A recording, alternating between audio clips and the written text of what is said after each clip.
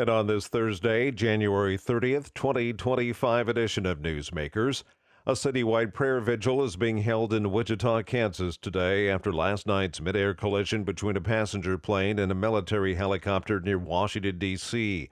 American Eagle Flight 5342 en route from Wichita to Reagan National Airport was nearing its final approach when it collided with a U.S. Army helicopter.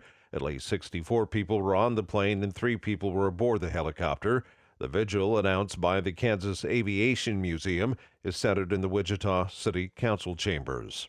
Dozens of Palestinian prisoners were released in the West Bank this evening to a welcoming crowd on the latest swap for hostages held by militants in the Gaza Strip.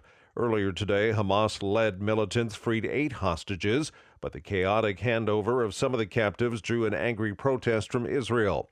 The hostages were shuttled through a rowdy crowd of thousands by masked militants. The prisoner swap was initially put on hold by Prime Minister Benjamin Netanyahu. He demanded that mediators assure the safe exit for hostages going forward, a commitment he said he later received. A federal judge is ruling against a school board president in Peoria, Arizona, over using Bible verses during meetings. The judge said Friday that efforts by the Peoria Unified School District to tell Heather Rooks to stop using those verses amounted to legal advice. Rooks filed a lawsuit in 2023 claiming her First Amendment rights are being violated. The district had sent out a letter to all board members asking for Bible verses not to be used because it could put the school system in legal trouble. The provincial government of Alberta, Canada, is sending a delegation to the U.S. National Prayer Breakfast in Washington, D.C. next Thursday. The province says there will also be meetings with members of the U.S. Congress and energy and electricity leaders. Premier Daniel Smith has been urging more cooperation with the U.S. as President Donald Trump has threatened to impose 25% tariffs on Canadian goods. Trump has said he would impose the tariff starting Saturday. Meanwhile, Alberta's premier is accusing critics of a controversial COVID-19 report of trying to control the narrative.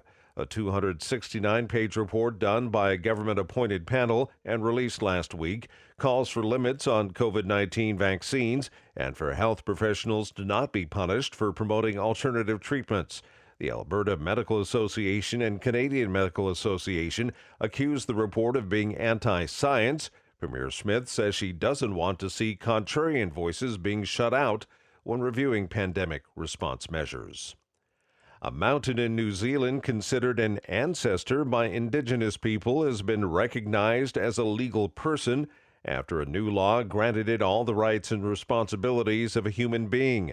Mount Taranaki, now known as Taranaki Mauna, its Maori name, is the latest natural feature to be granted personhood in New Zealand, which has ruled before that a river and a stretch of land are people as well.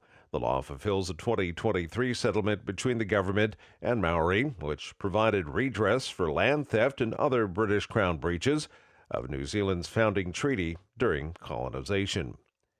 And that's Newsmakers for this Thursday, January 30th, 2025 edition. I'm Keith Black.